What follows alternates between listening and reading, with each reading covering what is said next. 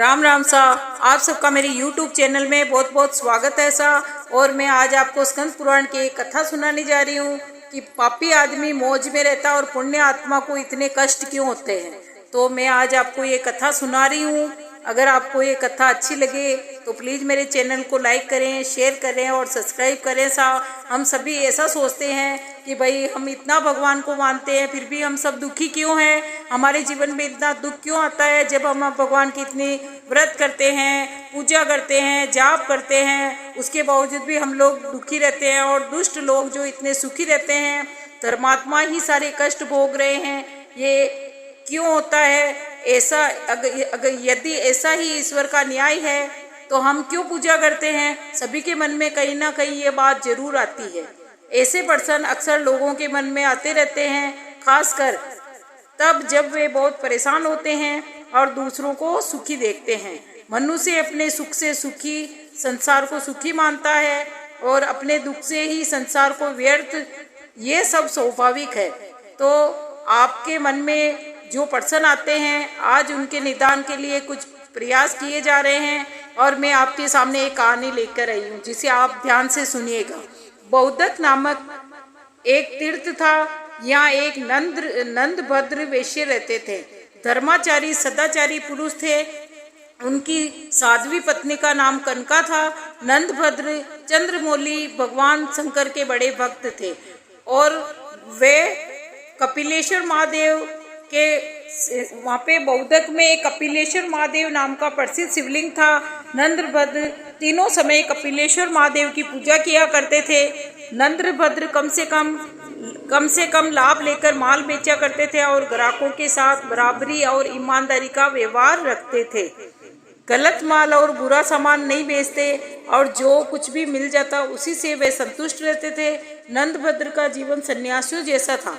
जब नंदभद्र का सदाचारी संपन्न सुखमय जीवन की नंदभद्र का सभी लोग प्रशंसा करते थे कि भाई ये कितना ईमानदार है और कितना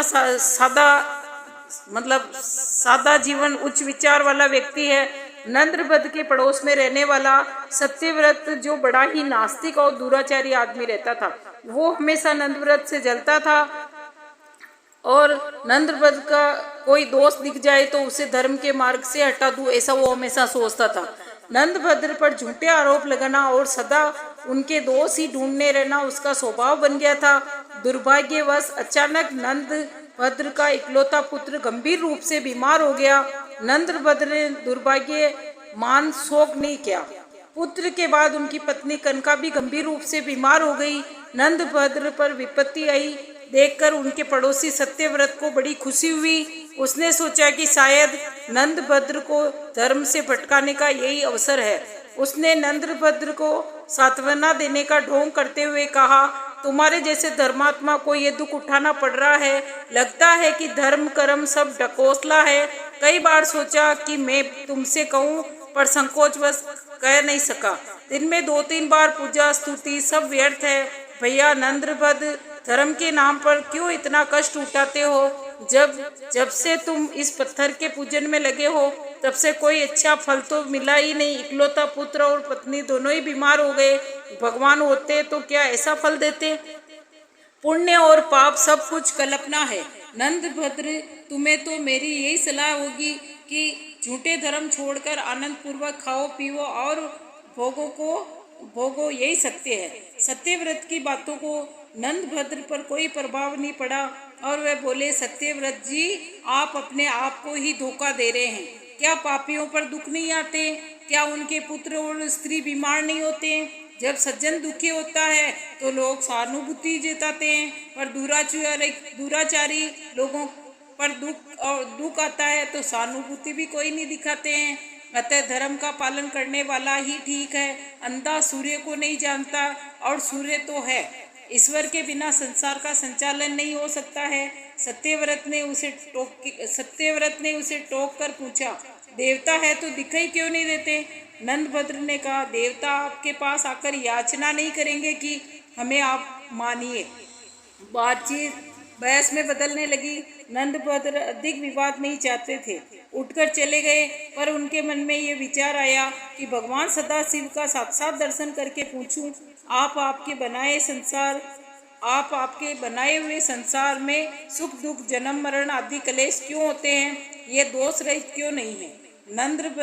नंदभद्र शिव मंदिर में आए, कपिलेश्वर लिंग की पूजा, भगवान के आगमन की प्रतीक्षा करने लगे। पूजा की ओर बैठ गए। सोच लिया कि जब तक भोलेनाथ दर्शन नहीं देंगे तब तक मैं ऐसे ही खड़ा रहूंगा। लगातार 3 दिन और 3 रात नंदभद्र वैसे ही खड़े रहे। चौथे दिन एक बालक उस मंदिर में आया और गलित कुष्ठ का रोगी भयानक पीड़ा से करा रहा था। उसने नंदभद्र से पूछा, आप इतने सुंदर हैं, स्वस्थ हैं, फिर भी आप इतने दुखी क्यों लग रहे हैं? नंदभद्र ने अपना संकल्प उसे बताया। बालक ने कहा, अनचाहे का मिलना और मन चाहे का बिछुड़ना, इससे मानसिक कष्ट होता है।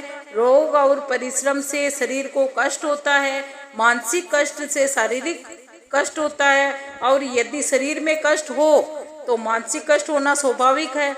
दोनों एक दूसरे के साथ जुड़े हुए हैं। फिर क्या किया जाए? नंदभद्र ने पूछा। बंधुवर औषधि से शारीरिक कष्ट को दूर किया जाता है, और मानसिक कष्ट हो तो ज्ञान से दूर होता है। मस्तिष्क को यदि ज्ञान का सही खुराक दी जाए, अगर मस्तिष्क को ज्ञान की सही खुराक दी जाए तो वह कष्ट मुक्त हो जाता है। बालक से ज्ञान भरी बातें सुनकर नंदभद्र ने फिर पूछा, ज्ञानी बालक, आपकी बात से मैं सहमत हूँ, पर एक प्रश्न है। इस लोक में पापी मनुष्य इतने धनी और सुखी क्यों होते हैं, जबकि उन्हें तो उनके कर्मों के कारण कष्ट में होना चाहिए था? भगवान के विधान में ये दोष क्यों? बालक ने कहा, सुख और दुख किसे है, ये समझ का फेर है। मैं आपको थोड़ा विस्तार से बताता हूँ। उस बालक ने नंदभद्र से बोला कि भाई मैं आपको विस्तार से समझाता हूँ कि भाई इस दुनिया में कौन सुखी है कौन दुखी है। अब वो बता रहा है, संसार में 4 प्रकार के लोग होते हैं। पहले वह जिनके लिए इस लोक में सारे सुख सुलभ है, धन दौलत सत्ता प्रभाव बाहुबल सब कुछ, परंतु परलोक में उन्हें कुछ भी प्राप्त नहीं होता है। उनके पूर्वजों के जो पुण्य शेष है उसे वे इस लोक में भोग रहे हैं, लेकिन वे नए पुण्य नहीं कमाते हैं। ऐसे लोगों का सुख भोग केवल इसी लोक तक तय है। अगले जन्म के लिए वे कुछ भी शेष छोड़कर नहीं जा रहे हैं, तो उनका अगला जन्म बिल्कुल उसी रूप में होगा जिसे देखकर आज वे कांपने लगे हैं। अगर हम इस जन्म में अच्छा नहीं करेंगे तो हमारे आने वाले जन्म के लिए हमें क्या होगा, उसको सोच के हमारी आत्मा कांपती है। दूसरे वे लोग हैं जिनके लिए परलोक में सुख का भोग सुलभ है, परंतु इस लोक में नहीं, क्योंकि उनके पिछले जन्म के संचित पुण्य है ही नहीं। वे तपस्या करके नए पुण्य कमाते हैं, उससे परलोक में सुख का भोग प्राप्त होगा। तपस्या से अर्थ केवल देव साधना तो नहीं है, कर्म साधना भी तप है। उचित कर्म किसी भी तप से कम नहीं है, क्योंकि इस संसार में रहते हुए सही मार्ग पर चलना कठोर साधना से ज्यादा कठिन है। तीसरे वे लोग हैं जिनके लिए इस लोक में भी और परलोक में भी सुख भोग मिलता है, क्योंकि उसका पहले किया हुआ पुण्य भी विद्यमान है, और इस लोक में आकर भी वे उत्तम मार्ग का अनुसरण करते हैं, तो कर्म तप से नए पुण्य बनाते रहते हैं। ऐसे लोग कोई होते हैं जो इस जन्म में कोई अच्छा कार्य नहीं करते हैं, तो उनके पिछले जन्मों की वजह से सुख पाते हैं। चौथे वो लोग हैं जिनके लिए तो ये लोक में भी सुख है, और चौथे वे लोग होते हैं जिनके लिए न तो इस लोक में सुख होता है न ही परलोक में सुख होता है, क्योंकि उनके पास पहले से कोई पुण्य संचित कर्म तो है ही नहीं, और नहीं इस लोक में वो पुण्य करते हैं। ऐसे नीच जनों को धिक्कार है, वे सर्वदा त्याग के योग्य है, और इस लोक में अपमानित होते हुए जीवन बिताते हैं, और न जाने कितने जीवन ऐसे ही बिताएंगे जब तक कि मेरी तरह उन्हें किसी तपस्वी का मार्गदर्शन प्राप्त न हो जाए। इसलिए हे वेश्यवर, हे नंद्रभद्र, आप अपने पड़ोसियों मित्रों द्वारा कई बात को मन में ही रखो, मन में मत रखो। उन्हें तो अपने काम से मतलब है, वो तो ऐसे दूसरों का बुरा सोच के खुश होते हैं, पर आप हमेशा अपने ईश्वर पे विश्वास रखो, अपने ईश्वर पे विश्वास रखो और अपने कान में उनकी बुरी बातों को प्रवेश मत होने दो। आप इस जन्म में भगवान सदा शिव के भजन में लग जाएं, जिससे आपके जन्म के बंधन से, आपको जन्म जन्म के बंधन से मुक्ति मिल जाए। एक छोटे बालक के मुख से ऐसी ज्ञानमयी और ऐसे पूर्ण बातें सुनकर नंद्रभद्र बड़े प्रसन्न हुए और उनका सारा भ्रम, सारी शंका का निवारण हो चुका था। उन्होंने चकित होकर पूछा, आप कौन हैं? अपना परिचय देवें, आप यहाँ कैसे पधारे? आपने मेरे सब संदेहों को दूर कर दिया। इतनी कम आयु में इतना ज्ञान आपको कैसे सुलभ हुआ? बालक ने कहा, पूर्व जन्म में मैं अहंकारी और पाखंडी व्यभिचारी था, जिसके चलते मैं वर्षों से नीच योनियों में भटका। भगवान व्यासदेव की कृपा की वे हर योनि में मुझे मुक्ति मार्ग बता देते हैं। उन्होंने ही मुझे आपके पास भेजा है। अब मैं 7 दिन के बाद इसी तीर्थ में मरूंगा। आप मेरा अंतिम संस्कार करवा दीजिए। और वेश्यवर ज्ञान का आयु से कोई संबंध नहीं होता है। ईश्वर को जिसे ज्ञान प्रदान करना होता है, जिसे माध्यम बनाकर उसे अपने भक्तों को जागृत करना होता है, उसे चुन लेते हैं और वह कोई भी हो सकता है। मेरे जैसा कुष्ठ पीड़ित जीव भी अतः सहज भाव से स्वीकार करना चाहिए और ज्ञान जिससे भी मिले उसके प्रति विनीत रहना चाहिए। ऐसा करने से ईश्वर सदा आपको ज्ञानवान बनाए रखता है। किसी न किसी को भेजते रहते हैं भगवान।